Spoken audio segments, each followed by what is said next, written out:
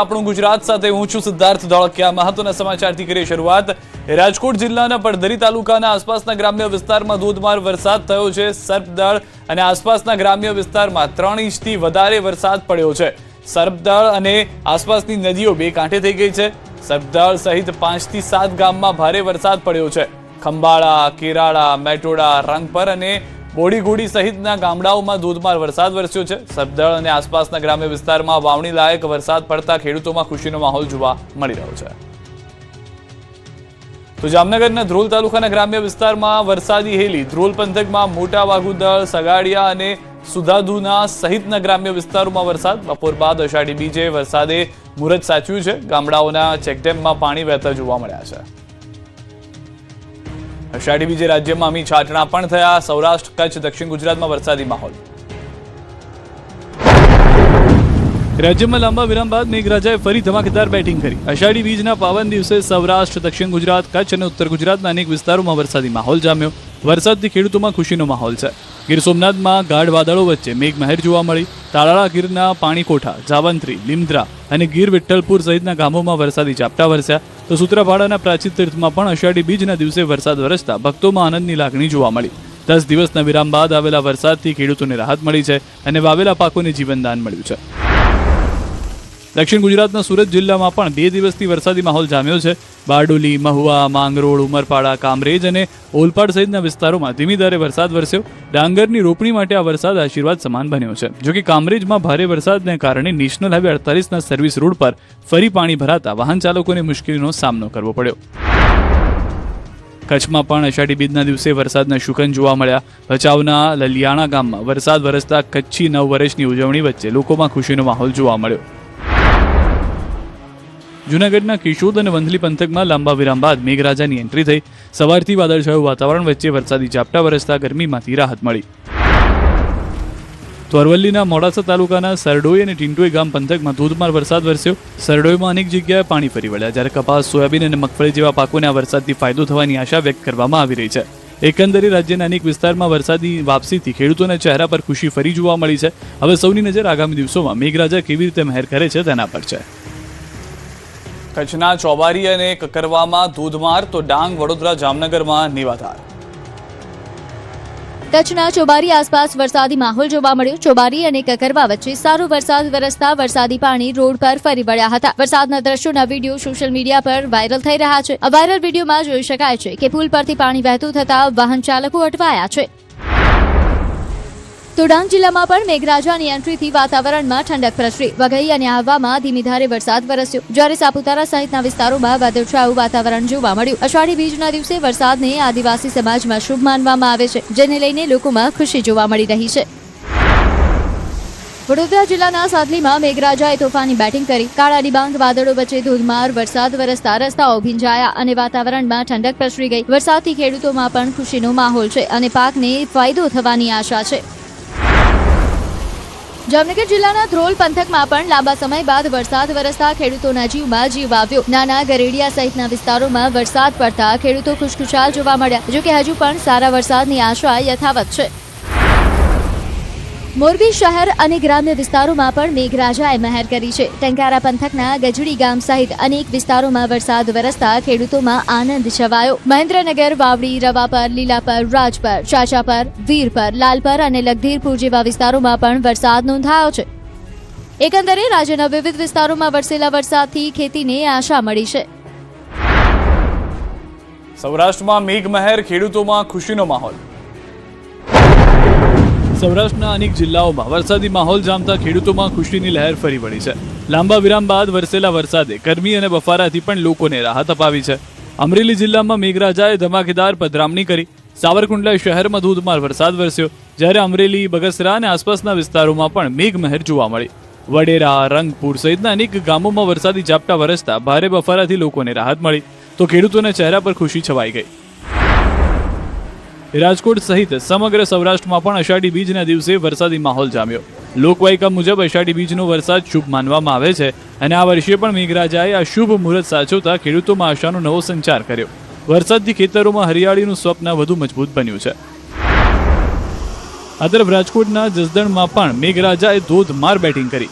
બપોરના સમયે જસદણના આકાશમાં કાળા ડિબાંગ વાદળો ઘેરાયા, જે થોડી જ વારમાં ગાજવીજ સાથે વરસી પડતા ધોધમાર વરસાદને કારણે પાણી વહેતા થઈ ગયા હતા. બોટાદ જિલ્લામાં પણ અષાઢી બીજના દિવસે મેઘરાજાએ ફરી મેઘમહેર કરી. વાવણી બાદ વરસેલો વરસાદ પાક માટે અમૃત વર્ષા સમાન માનવામાં આવી રહ્યો છે. ખેતરોમાં ભેજ વધતા પાકના વિકાસ માટે અનુકૂળ વાતાવરણ સર્જાયું છે. એકંદરે અષાઢી બીજના દિવસે સૌરાષ્ટ્રના અનેક જિલ્લાઓમાં વરસેલા વરસાદે ખેડૂતોને નવી આશા આપી છે. લાંબા વિરામ બાદ મેઘરાજાની વાપસીથી માત્ર ખેતીને નહીં પરંતુ ગરમી અને બફારાથી ત્રસ્ત લોકોને પણ રાહત મળી છે. હવે ખેડૂતોની નજર આગામી દિવસોમાં પણ વરસાદની આવી જ સતત મહેર પર ટકેલી છે. રાજ્યમાં રફતારના રાક્ષસો બેફામ થઈ ગયા છે. વડોદરામાં હિટ એન્ડ રન, સુરેન્દ્રનગરમાં સ્ટંટબાજ બેફામ. રાજ્યમાં ફરી એકવાર રફતારના રાક્ષસો બેફામ બન્યા છે. એક તરફ વડોદરામાં હિટ એન્ડ રનની ઘટના બની, બીજી તરફ સુરેન્દ્રનગરમાં ધમધમતા હાઈવે પર જીવલેન્ડ બાઇક સ્ટન્ટનો વિડીયો વાયરલ થયો. વડોદરાના અમિતનગર સર્કલ પાસે કાર ચાલક રાહદારીને ટક્કર મારીને ફરાર થઈ ગયો. ઘટનાના સીસીટીવી સામે આવ્યા. સીસીટીવીમાં જોઈ શકાય છે કે ટક્કર બાદ વાહન અને રાહદારી 80 થી 100 ફૂટ જેટલા ઢસડાય છે. બીજી તરફ કાર પર આગળ પાછળ કોઈ નંબર પ્લેટ ન હતી. કાચ પર બ્લેક ફિલ્મ લગાવેલી હતી, જેથી આરોપીની ઓળખ કરવામાં પોલીસને મુશ્કેલી પડી. હાલ પોલીસે સીસીટીવીના આધારે ફરાર કાર ચાલકની શોધખોળ તેજ કરી છે. આ તરફ સુરેન્દ્રનગરના સાયલા નેશનલ હાઈવે પર કેટલાક યુવાનો જીવના જોખમે બાઇક સ્ટન્ટ કરતા જોવા મળ્યા. બેફામ ઝડપે કરવામાં આવેલા આ સ્ટન્ટથી અન્ય ચાલકોમાં પણ જીવ જોખમમાં મુકાયા હતા. વિડીયો વાયરલ થતાં હવે સ્ટન્ટબાજો સામે કડક પોલીસ કાર્યવાહી કરવાની માંગ ઉઠી છે. સુરતના રાંદેર તારવાડી પાસે એસટી બસ અને કાર વચ્ચે અકસ્માત સર્જાયો. એસટી બસના ચાલકે કારને અડફેટે લીધી હોવાનો આરોપ છે. કાર ચાલકને ટક્કર માર્યા બાદ બસ રેલિંગમાં ઘૂસી ગઈ. અકસ્માતના કારણે થોડીવાર માટે અફરાતફરી મચી ગઈ. પોરબંદરમાં પુત્ર બન્યો કપૂત, પિતાની હત્યાનો આરોપ. પોરબંદરમાં માનવતાને શરમાવી તેવી ઘટના સામે આવી. માત્ર 11 માસના માસૂમ બાળકનું ભીખ મંગાવવાના ઈરાદે અપહરણ કરાયું. જોકે ફરિયાદ બાદ પોલીસે ફિલ્મી ઢબે ઓપરેશન પાર પાડ્યું. ગણતરીના કલાકોમાં બાળકને હેમખેમ છોડાવી આરોપીઓને ઝડપી પાડ્યા. ફરિયાદ મળતા પોલીસે તરત જ જિલ્લાના તમામ પ્રવેશ અને બહાર નીકળવાના માર્ગો પર નાકાબંધી કરી. સાથે સીસીટીવી ફૂટેજ અને ટેકનિકલ સર્વેલન્સ આધારે તપાસ શરૂ કરી. તપાસ દરમિયાન જાણવા મળ્યું કે આરોપીઓ બાળકને લઈને બસ સ્ટેશન પહોંચ્યા હતા અને ત્યાંથી એસટી બસમાં બેસી ફરાર થયા હતા. માહિતી મળતા જ પોરબંદર એલસીબી, વેરાવળ એલસીબી, કીર્તિ મંદિર અને કમલાબાગ પોલીસ ઉપરાંત ડી સ્ટાફ અને એસટી ડેપોના કર્મચારીઓએ સંયુક્ત ઓપરેશન હાથ ધર્યું. પોલીસે ફિલ્મી ઢબે એસટી બસો પીછો કરીને માંગરોળ નજીકથી અપહરણકારોને ઝડપી પાડ્યા અને ગણતરીના કલાકોમાં બાળકને સુરક્ષિત રીતે મુક્ત કરાવી તેની માતાને સોંપ્યો. આરોપીની પ્રાથમિક પૂછપરછમાં આરોપીઓએ ભીખ મંગાવવાના ઈરાદે બાળકનું અપહરણ કર્યું હોવાની કબૂલાત કરી. આરોપીઓ સામે અપહરણ સહિત ગંભીર કલમો હેઠળ ગુનો નોંધવામાં આવ્યો છે અને સમગ્ર રેકેટની તપાસ પણ શરૂ કરવામાં આવી છે. સાથે પોલીસે વાલીઓને પોતાના બાળકો પ્રત્યે સાવચેત રહેવા અને કોઈ પણ શંકાસ્પદ વ્યક્તિ કે પ્રવૃત્તિ અંગે તાત્કાલિક પોલીસે જાણ કરવા અપીલ કરી છે. વડોદરાના વાઘોડિયામાં 4 પગનો આતંક, દીપડાનો 2 લોકો પર હુમલો, એકનો કાન કાપ્યો. વડોદરા જિલ્લાના વાઘોડિયા તાલુકાના ફલોડ ગામમાં 4 પગના આતંકે હાહાકાર મચાવ્યો. દેવનંદી કાંઠાના વિસ્તારમાં શિકારની શોધમાં ગામમાં ઘૂસી આવેલા દીપડાએ ઘર આંગણે ઉભેલા 2 વ્યક્તિ પર અચાનક હુમલો કરી દીધો. દીપડાના હુમલાથી બચવા એક આધેડે હિંમતપૂર્વક તેનો સામનો કર્યો, પરંતુ આ દરમિયાન દીપડાએ તેમને ઈજા પહોંચાડી. કોલાહલ અને લોકોની ભીડથી ગભરાયેલા દીપડાએ ભાગતી વખતે અન્ય એક આધેડ પર પણ હુમલો કર્યો અને આધેડનો કાન કાપી લીધો. દીપડાના આતંકથી ગામમાં અફરાતફરીનો માહોલ સર્જાયો. ગ્રામજનોએ લાકડીઓ અને દંડા દઈને દીપડાનો પીછો કર્યો. ગામની ગલી ગલીમાં દોડધામ બાદ આખરે દીપડો નાસી ગયો. બીજી તરફ ઘટનામાં ઇજાગ્રસ્તને 108 એમ્બ્યુલન્સની મદદથી નજીકની હોસ્પિટલમાં ખસેડવામાં આવ્યા. સદનસીબે બંનેની સ્થિર હાલત જોવા મળી રહી છે અને કોઈ જાનહાની થઈ નથી. ઘટનાની જાણ થતાં વાઘોડિયા વન વિભાગની ટીમ પણ તાત્કાલિક સ્થળે પહોંચી હતી. ગ્રામજનોએ દીપડાને વહેલી તકે પાંજરે પૂરવાની માંગ ઉઠાવતા વન વિભાગે વિસ્તારમાં પાંજરા ગોઠવવાની કામગીરી શરૂ કરી છે. સ્થાનિકોનો દાવો છે કે વાઘોડિયાના ઇતિહાસમાં પ્રથમવાર દીપડાએ માણસ પર હુમલો કર્યો છે. હાલ સમગ્ર વિસ્તારમાં ભયનો માહોલ છે. નવસારીના ચીખલીમાં શાળાના પરિસરમાં દીપડો ફરતો જોવા મળ્યો. નવસારીની ચીખલીમાંથી પણ 4 પગના આતંકના દ્રશ્યો સામે આવ્યા.